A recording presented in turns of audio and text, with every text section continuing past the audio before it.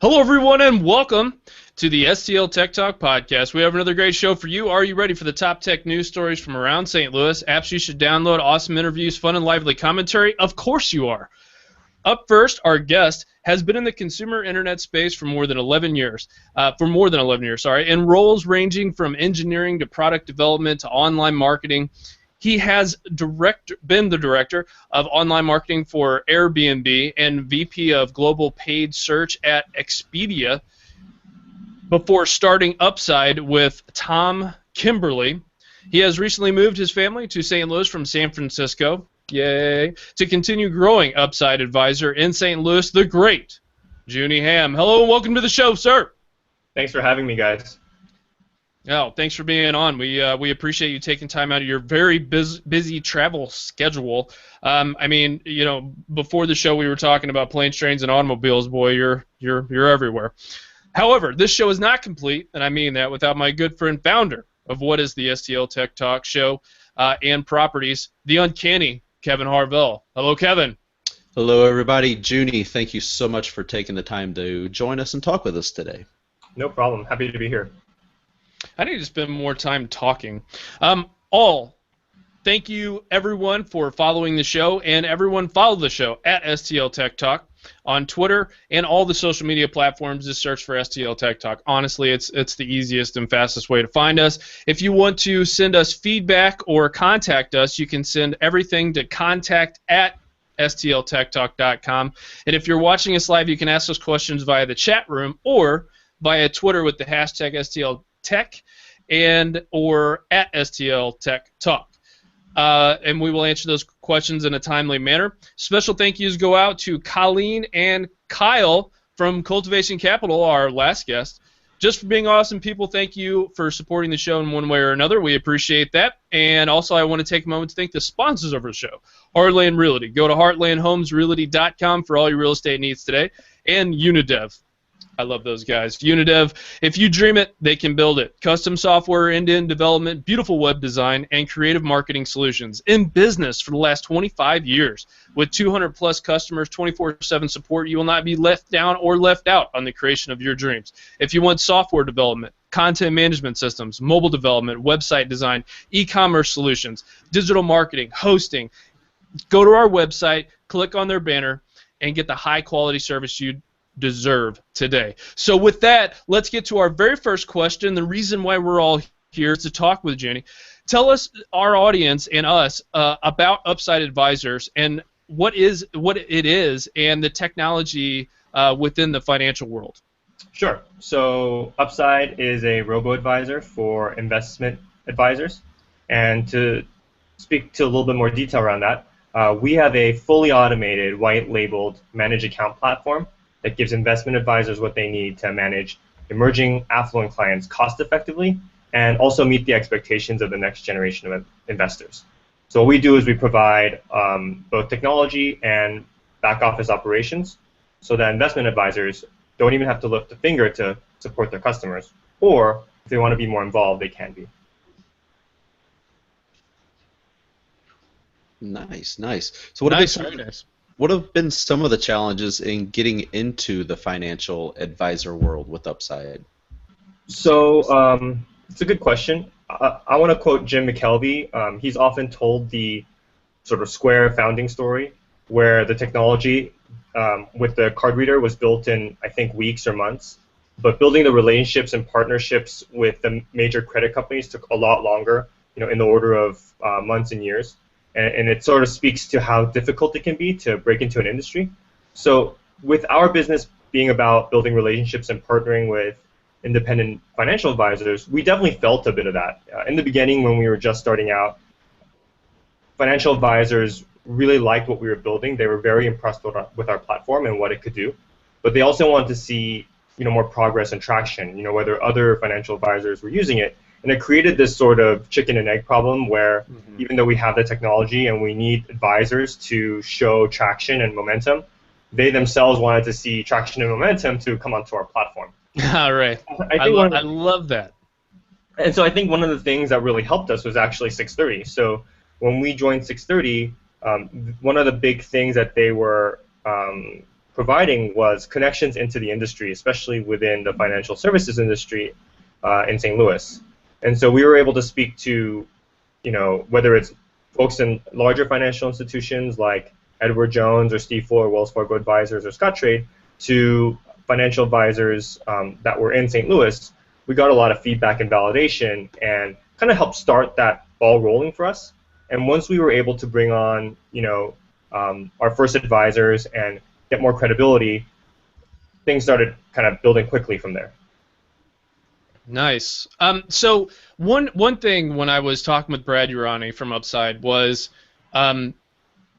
the issue of technology taking over certain aspects of financial advisors' jobs, right?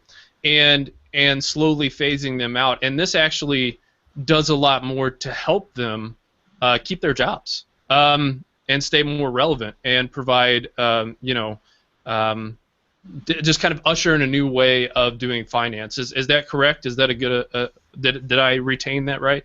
Yeah, that's absolutely right. So the technology that we're building actually helps financial advisors spend more time on the areas that really they're very good at. And so Awesome. Our product is not necessarily about taking away, what financial advisors are good at doing. It's actually fusing them together. So, there's some talk about creating a sort of bionic advisor where you mix both technology and people to create a solution that really makes a lot of sense, especially for the next generation of investors who are looking for more sort of technology-led or digital solutions, at the same time wanting to work with somebody, knowing that there's somebody behind the platform that can answer their questions, that they have a relationship with, so that it allows them to kind of use the engagement model that they're looking for at the time. So whether it's, hey, I just want to see how my accounts are doing or how my plans are performing, they can simply go online and get all the information they need without having to speak to anybody. But maybe they have a more in-depth question or something, that they want to ask a person, to get their opinion. That's also available as well. And I love the user interface. I mean, I'm not kidding when I say, we have people on the show, and I'm always talking about how great they are. But I mean, that's why we have you guys on. I mean, I think you guys have a great product. I think the interface is great. I think the story behind Upside is phenomenal. And we can get into that in a minute. But there was one question Kevin had that was really good. Upside Advisor just landed a deal with TD Ameritrade to give their 4,000 advisors access to Upside technology. How did all that come to be? So it's a really good question. Our TD partnership has been developing for a while now, and we were obviously excited to see TD highlight our partnership in the Wall Street Journal recently. We originally started working with TD Ameritrade back when we were still focused on a direct-to-consumer proposition. So a little bit of backstory. Before we pivoted our platform to serve investment advisors, we were actually acquiring customers directly as kind of our own brand. And we were actually working with TD even in those stages to be our custodian. As we decided to shift our model, they stayed with us, and we continued to build a really strong relationship and partnership with TD. And so as we were evolving our platform and evolving our relationship, it really kind of came to fruition as things were accelerating for us as a company. And so we're actually really excited to see them highlight Upside, in their communications with the press and publications and such. Nice, very nice. Yeah, we'll try to get those links on the show notes. Kevin, you're up with the next question, sir. Right. So you recently moved your family from San Francisco back to St. Louis. That's right. To help continue growing your St. Louis Upside office. Tell us about some of the reasons why you chose to move your family back to St. Louis. Sure. So the first comment, we're growing and expanding, and so we're also going to be kind of doubling down on our presence in St. Louis. We hired our entire team in St. Louis, in this year, in 2014, and we're looking to expand them, and we've been very happy with both the quality of talent and just the people in terms of having great team culture. They fit in perfectly with what we've done in San Francisco, and we've been very excited about the potential, the idea of really expanding our team in St. Louis. And so I'm here to kind of help facilitate that. Brad has done an incredible job building out the technology team, and we're looking to slowly expand, not in terms of just people, but also the departments, quote unquote, that will be focused on here in St. Louis. So that's one of the main reasons. Also, Cultivation Capital led our seed round earlier this year, and so Tom and I wanted to make sure that we had a founder presence in St. Louis, to make sure that we were staying close to the action and we were continuing to build relationships with the general partners there. And Cliff Holtkamp, who's on our board, is also obviously based in St. Louis, and I wanted to make sure that we continue to build a really strong relationship and partnership with him. He's been incredible in terms of adding value to Upside, both in sort of kind of advice and feedback, but also bringing together other people who might be supportive of what we're doing and provide guidance and potential business synergies. And he actually won the Outstanding Director Award for his work in Upside. And so in a lot of ways, it's our desire to continue to carry that momentum forward with regard to our relationship in Cultivation Capital. Mm-hmm. And then finally, when we were here in St. Louis for 630, I also brought my wife and daughter here. So we lived as a family unit, so to speak, in St. Louis while we were here for the 4 months. And despite the fact that it was like, I don't know, negative 100 degrees or something, with the polar vortex and everything. Right. Yeah. It wasn't a stretch to see what our lives would be like in St. Louis if we lived here kind of more permanently, and we really enjoyed our time in St. Louis for so many reasons, and I can go through really quickly, whether that's all the free activities that are there from, museums, the park, to the zoo. My daughter is 2.5 years old, so a lot of the programs that are here are like perfectly suited for her, and given kind of her where she is and her age, and meeting so many amazing people, both in general as well as people in the startup community. So founders of other companies or early employees, people like Patty from T-Rex and Ben at Arch Grants, all these people who really were so passionate about the community. Mm-hmm. Something that I didn't see so much in San Francisco, where even though it is an epicenter of startup activity, because there's so many people, there's so many companies, it's very much a fight for survival and very competitive. Whereas in St. Louis, it felt almost more like, St. Louis versus the world. Like, we're all in this together. We're here to edify each other and support each other. And if one company succeeds or is successful in, closing a big deal or raising funding, everybody's really excited for them. They cheer them on. And I thought that was really something that San Francisco lacked, but also it's quite a change, right? It's quite a change. You go from like having to when you write something down on a whiteboard, not having to worry about somebody possibly stealing that idea or whatever. I mean, I think it's just a culture shock a little bit, if you will. It's like, oh wait, you're not going to try to backstab me somehow. I mean, exactly. It's going to happen a little bit. And so that was one of the things that I thought was really kind of unique, and I think it might be true for other cities as well, but at least for me, it tied in all of those different things together, so whether that was the people component, the relationship component, just the city itself and what it could provide, it just made a lot of sense. So yeah, less stressful, less less cutthroat, more promotion, more positive, that not just feelings and emotions and all that, but actual positive work that's being done. That's the other cool thing that I'm really happy with working. When I venture downtown and the surrounding areas, everybody's embraced, like you said, but in a tangible way, not in just like we hope that you do, but in a tangible way. Like, here's what we can possibly do with you, that for you. That's to me what the tangible things make all the difference in the world. Yeah, I mean, what I loved about it was whether it was meetups or just people saying, hey, I heard that you are moving to St. Louis from San Francisco, let's have a coffee. And these are, people that I've never met, meeting first time on Twitter. It really felt like everybody was embracing us, like kind of like adopting our family, Right. And so it was something that when we moved here, and we've only been in St. Louis for about 2 months now.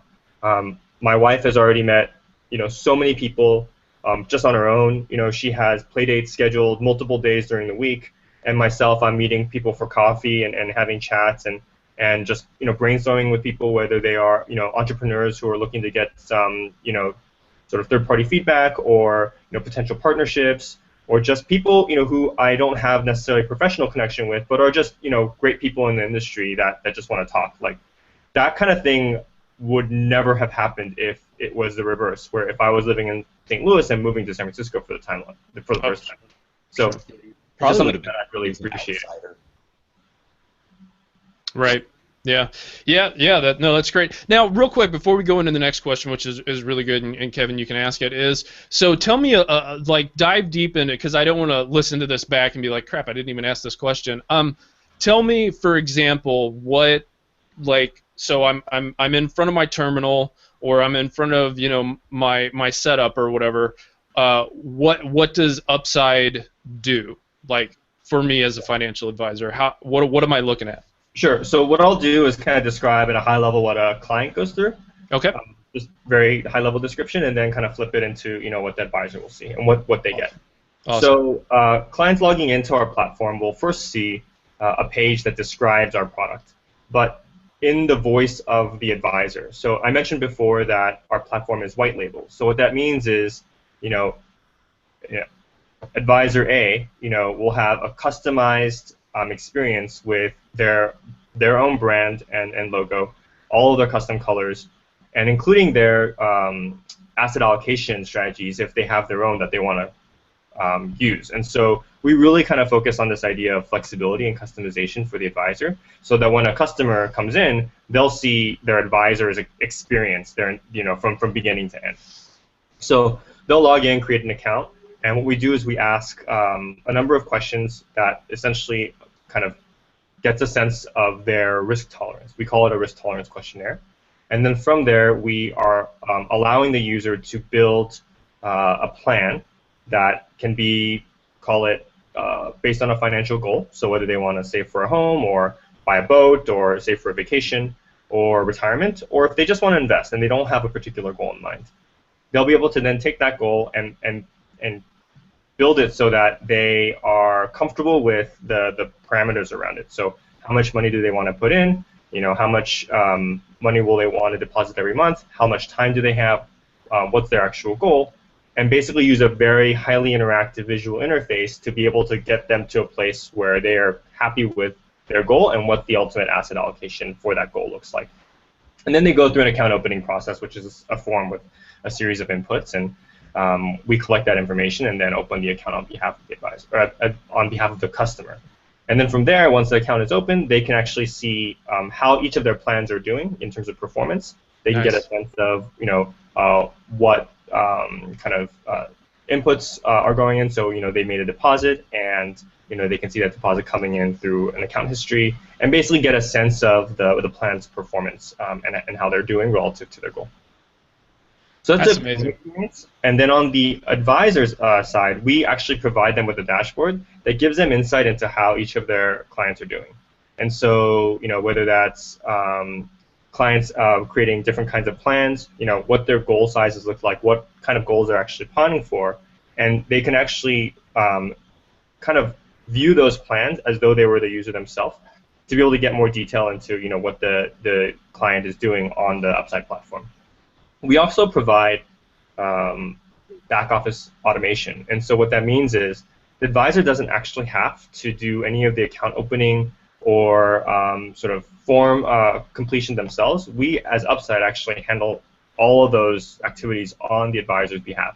And so for them, they could potentially, as I described before, not lift a finger. We handle everything from communication to account opening to rebalancing to portfolio selection. We handle all of that essentially as a service to the advisor. They can actually inject themselves into the conversation if they so choose, and some of the advisors that we work with actually do decide to do that, but other advisors are content with just letting us handle everything, and they just kind of sit back, and we provide them information, whether it's reports or we ping them with specific questions that they want to answer on their own, but largely they can kind of configure the service the way they want, and it could be as involved or as hands-off as they so choose. Nice. So I'm already jealous of your team's knowledge that you guys are going to get from doing this job, going forward. Because you're going to be able to see a lot of cool trends and where to put your money, where not to put your own money. You know what I'm saying? No, that is a phenomenal explanation of what it is specifically. So thank you for that, Kevin. You're up with your next question, sir. One of the things that just popped into my mind, you mentioned Jim McKelvey a little earlier, who started Launch Code here in St. Louis and also co-founder of Square.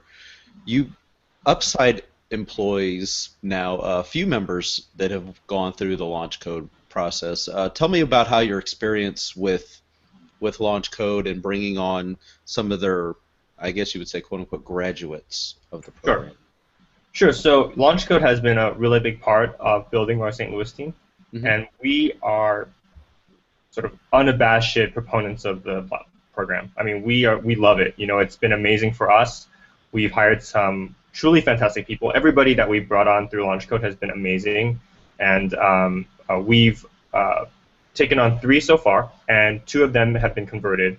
And so it speaks to our commitment to both Launch Code, but the fact that the candidates have been so strong. And they have, very different backgrounds, but each of them have come to the table with a set of skills that, we've been able to harness and also to evolve. And, I want to, give credit to Brad, who's been a great mentor to these candidates and have brought them to the level of kind of aptitude that we need for them to be really successful.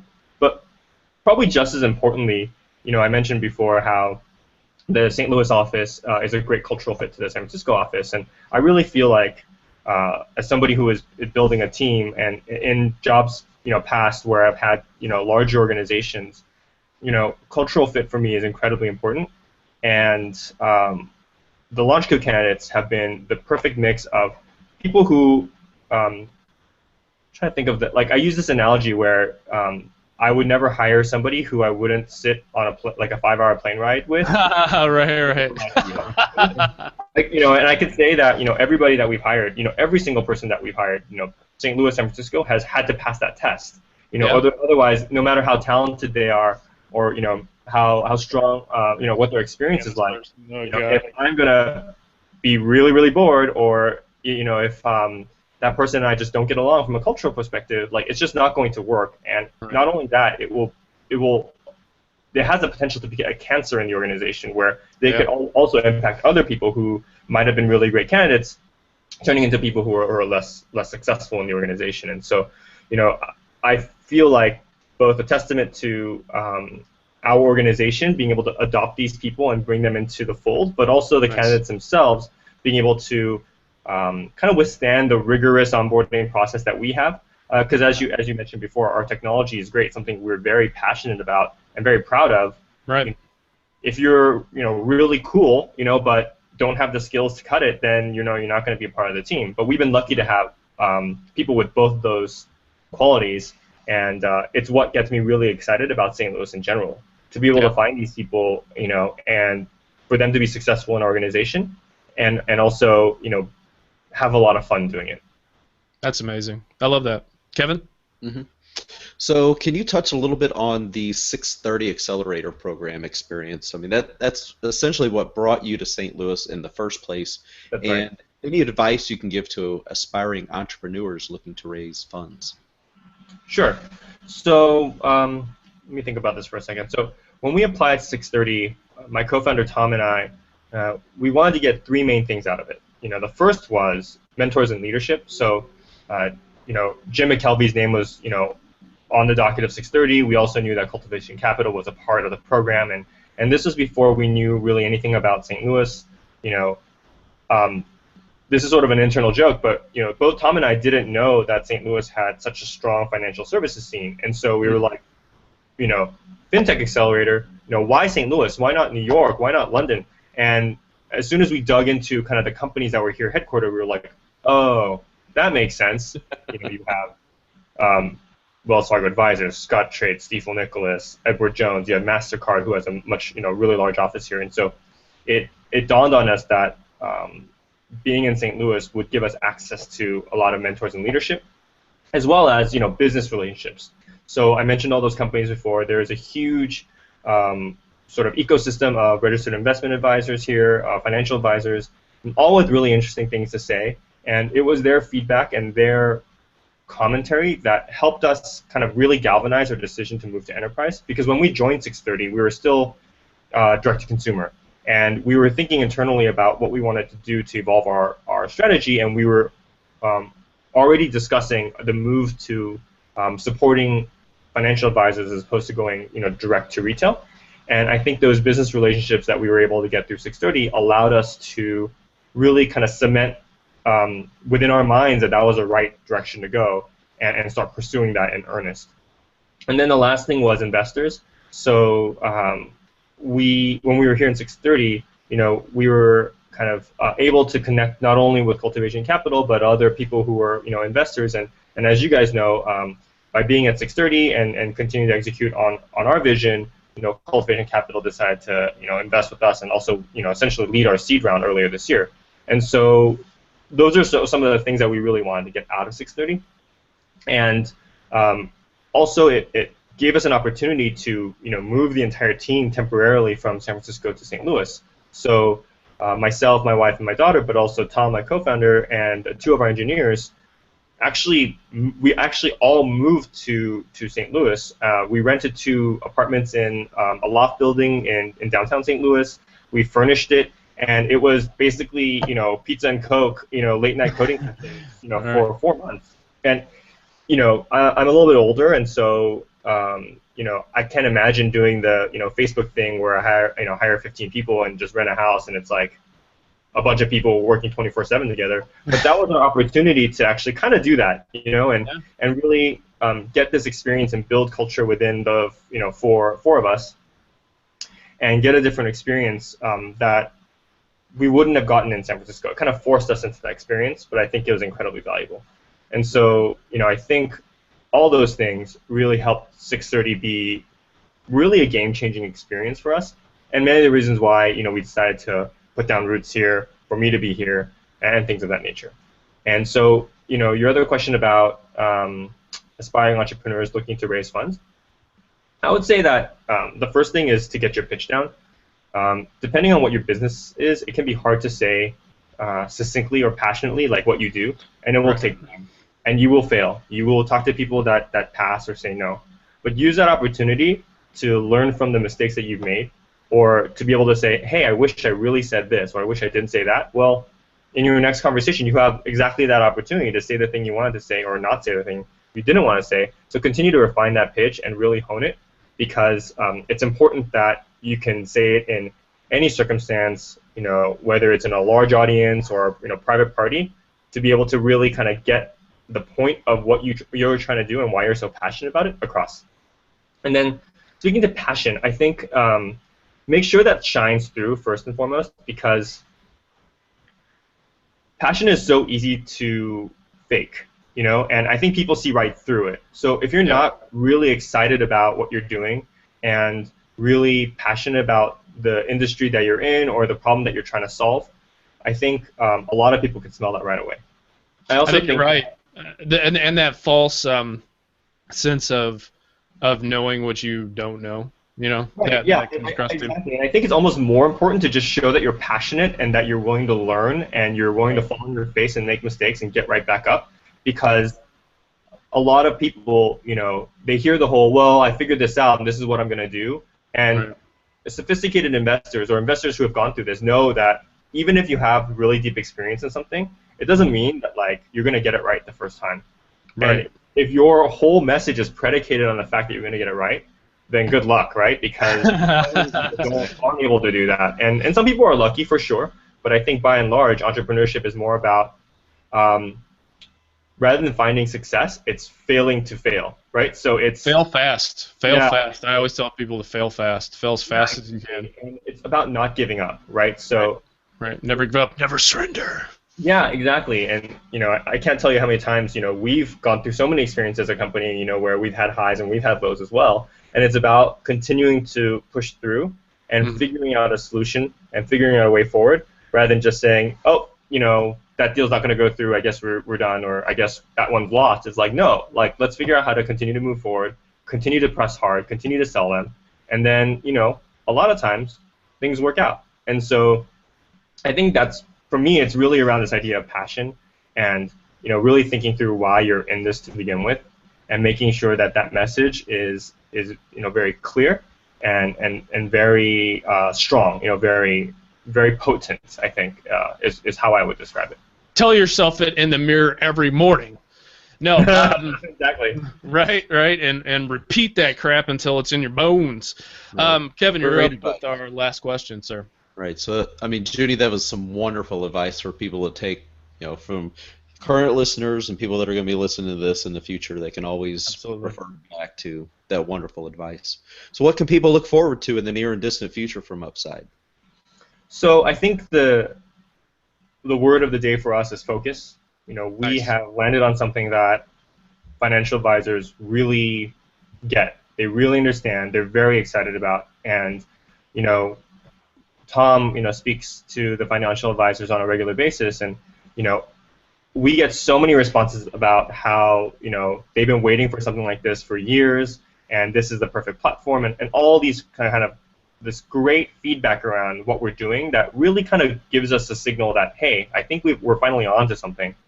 But that means we need a lot of work, to continue to build a platform in the direction that we need to go, because as much as, we have a strong platform, there's still so much we want to do.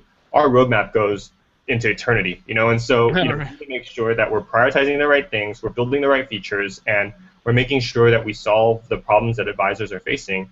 And as you solve problems for advisors, that means other problems bubble to the surface. Or, once you solve this one pain point, it's like, oh, now that you solved this, I need you to solve that. And so continuing to take in their feedback and really fold that into what we're doing is really, really important.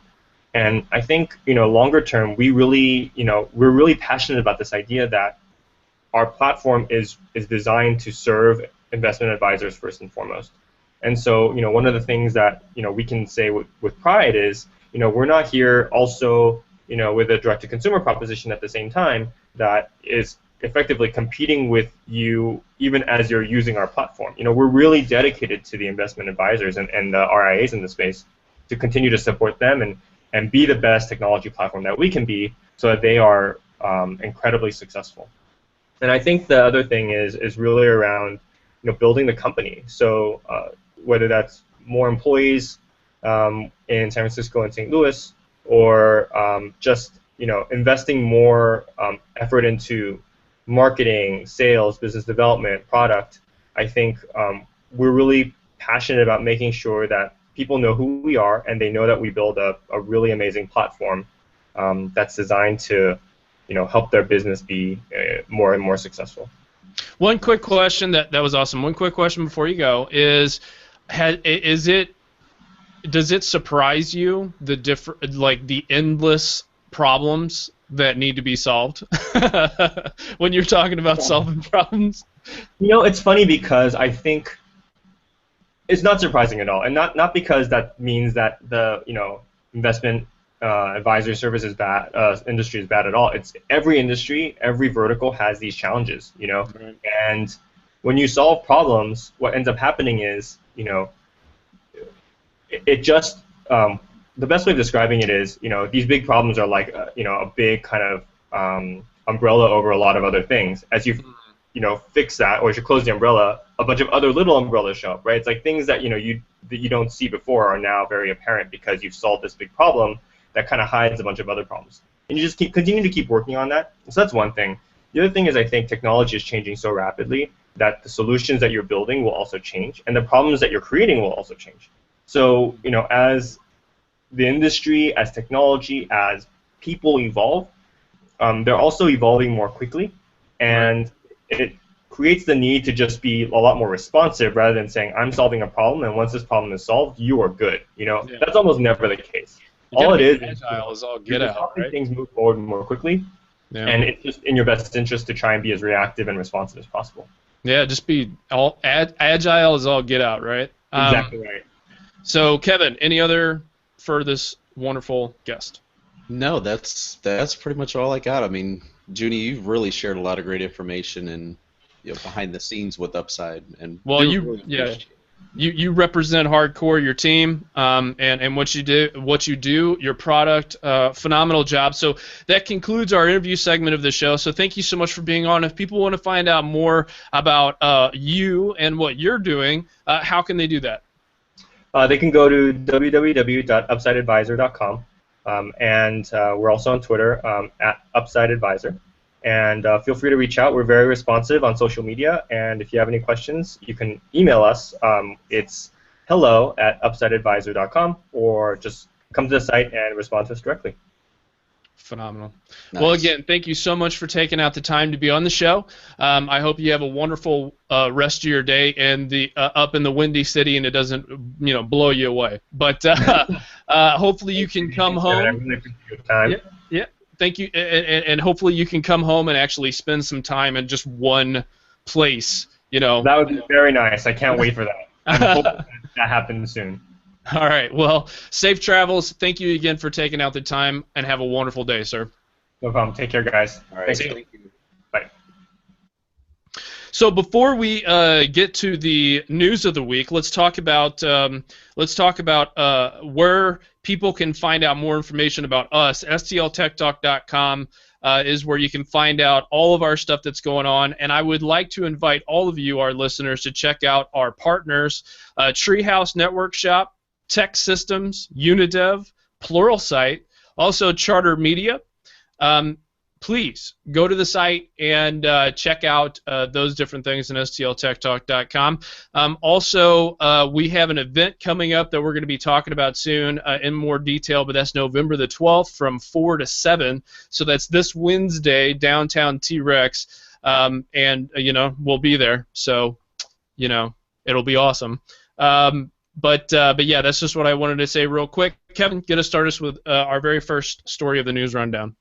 Right. St. Louis-based Trackbill recently received $1 million in funding from investors led by Cultivation Capital, which is huge because I know there was a little bit of worry there for Trackbill. They had to kind of downsize their team just a little bit, but it's really good to see that Trackbill has secured another $1 million to continue going on and doing what they do, because people that aren't familiar with Trackbill is a service that you can either follow on the web, on the website, or download the apps for iPhone or Android, and you can keep up with legislative bills that are relative to your interests, whether you want to follow the latest on whether it's cannabis or abortion or just adoption. There's all sorts of different legislative bills that you can follow from across the country for different packages,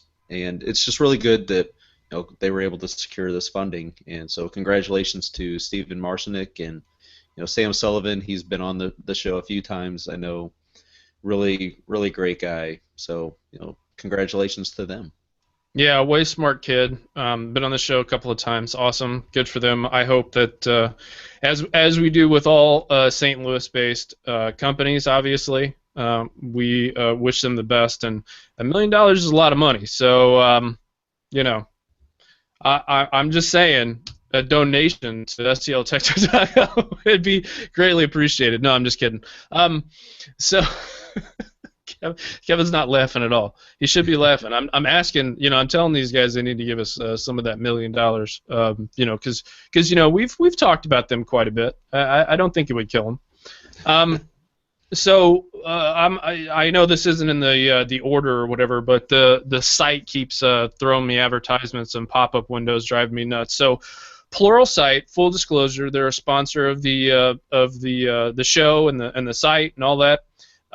They are a online training team, and essentially are a site that allows people that want to be better in IT, whether it be coding or servers or on-prem or whatever the case may be, to learn those skills for a fee every month, of course. But it's not bad at all. It's worth the try. In fact, if you go to STLTechTalk.com, you scroll down to their Pluralsight, learn more about IT and the IT related field. You go ahead and click on their banner. It takes you right to them. You can get a 10-day free trial to sign up for Pluralsight. It's a wonderful program. I'm a big fan, and I am a subscriber. So students at LaunchCode, another program that Kevin brought up earlier, actually are going to get access to more than 3,000 video courses through Pluralsight. Pluralsight, based in Salt Lake City, is donating 1 year of online access to the program LaunchCode. In a statement on STLToday.com, our partnership with Pluralsight comes at a very exciting time when LaunchCode is extending out of pilot mode and expanding into new cities, said Jim McKelvey, co-founder of LaunchCode and Square. LaunchCode, which began in St. Louis, offers training to people with little or no background in programming and other technological skills that links them with apprenticeships and gets them full-time jobs or leads to full-time jobs. The Pluralsight CEO, Aaron Skinard, who's actually back and forth me a little bit on Twitter before, said the nationwide shortage of people with programming skills and is crazy. So we're having a problem with talent crunch across the United States. We'll be looking to hook up with more innovative programs like LaunchCode going forward. So awesome. Again, Pluralsight.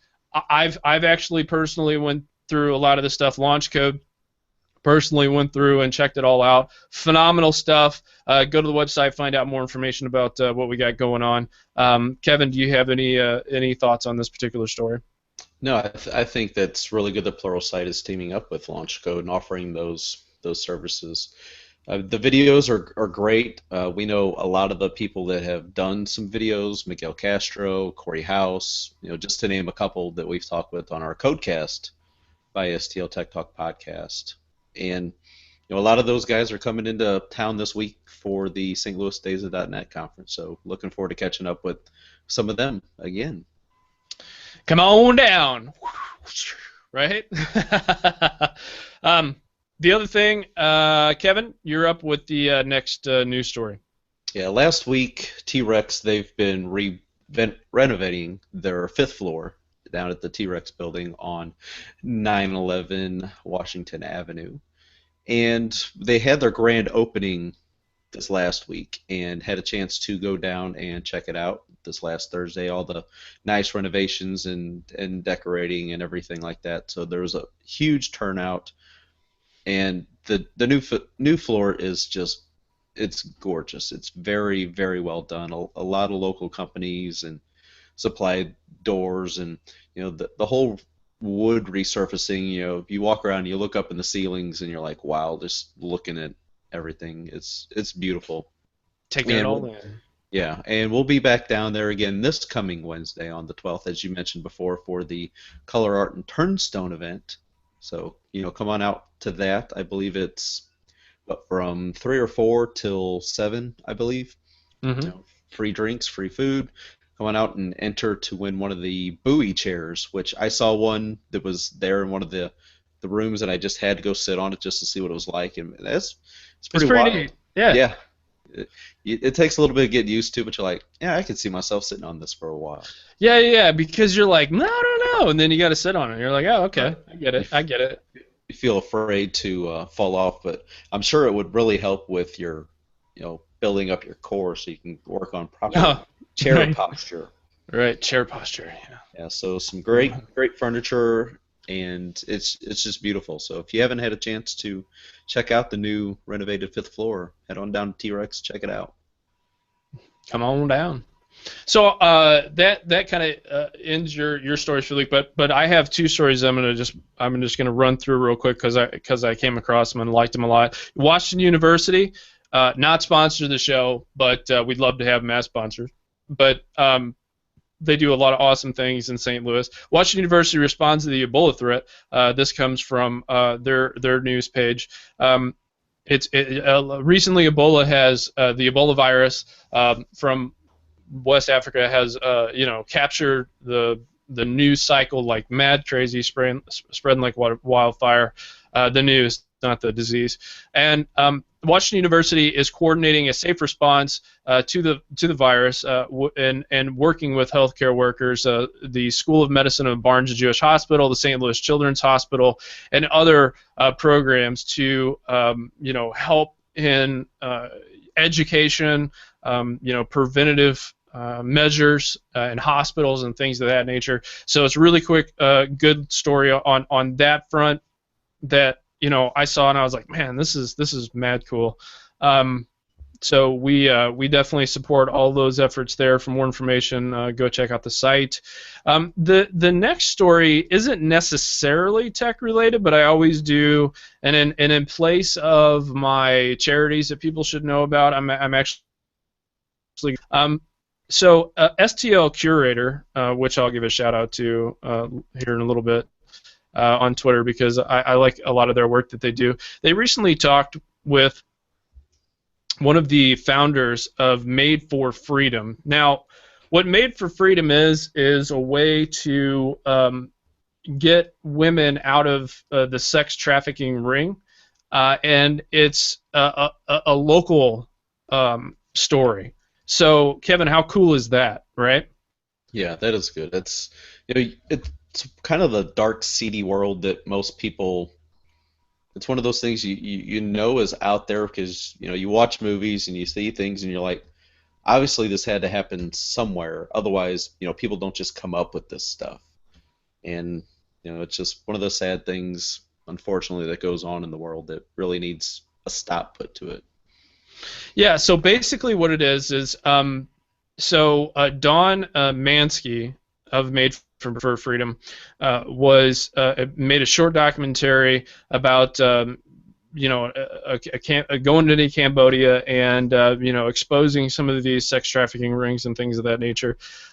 So she started this way to. It's essentially a clothing line. So. If you want to find more information about this, go madeforfreedom.com. That's just the best place to go and check out. They're raising initial capital through Indiegogo and crowdfunding campaign. That was done. There's just a lot of really cool. There are some tech stuff involved with this, but this goes and this kind of speaks to other things that we're going to be talking about in the future. Because let's do this, guys. Let's tackle social issues with technology. Spread the word about this. Again, that was brought to us by STL Curator. So thanks for their information. Always appreciated. So that wraps up our news segment of the show. So if you have any information, our listeners, please contact us, at STLTechTalk.com through email or on Twitter or all the other social media platforms. Hit us up. Let us know what you think. Let's talk about the application pick. We have even though we might be a little frustrated with him, but we still love the guy. Our application pick of the week is an application made for iOS. So Apple iOS. You all know and love him. He's Alejandro Ramirez. Made an app with his company, Inertia. Kevin, go ahead and tell the people what it is. Yeah, it's a very simple app. It's called You're on a Roll. Now, you just take your phone or iPad, for example. You can do it with both, and you just find somebody, whether it's your pet, loved one, spouse, son, daughter, just whomever, and you just take a picture of them. Then you simply draw a line around their face, and then you proceed through, and then you put them on on a roll, whether it's a cinnamon roll or a dinner roll. It's just something that's very fun, simple, just a little way just to pass some time, just to play around with people. And I've got to hand it to I guess it was Steve's the graphic designer for Inertia, and you look at it, it's a beautiful app. So definitely check it out. It's free. It's not gonna maybe something you use for a while, and it's just something that's fun. It's a nice little time killer, and sometimes that's just all you need. You don't need a complicated app all the time. So check it out. You're on a roll. You're on a roll. So awesome. Also, we have events we're going to be talking about. Let's talk about the events for the week, Kevin. Holy cow, is it going to be a busy week for you and I. The StLouisDays.net is this week, so from November the 13th through the 15th at the Ameristar Casino and Resort. Visit STLDODN.com for more details. Also, Start Louis, which is tomorrow evening for 6:30 p.m. at downtown T-Rex. STL Ruby, which is tonight, 6 p.m. at 333 North Beaumont. Down here in St. Louis. So those are our announcements for the events this week. So thank you to Juney Ham. We appreciate from Upside. We appreciate him coming on the show. We appreciate everyone who's listened to the show, either halfway or all the way through, whatever. We really appreciate everything. We appreciate everybody's feedback and all that kind of stuff. Kevin, did you have any final words you wanted to say before we end this wonderful episode, sir? Yeah, just want to, again, thank Juney for joining us Upside. Brad, Elizabeth, you guys down, and everybody else down at Upside, you guys are just awesome. Thank you so much for being so accommodating and good to us, and we look forward to seeing you somewhere in St. Louis this weekend. There's a lot of places that we can be. So. Yeah, I can probably going to run into you at some point. But again, wonderful stuff. So thank you to all of our fans. We love and thank you for your support of the show. So from the entire STL Tech Talk crew, stay frosty. We're out.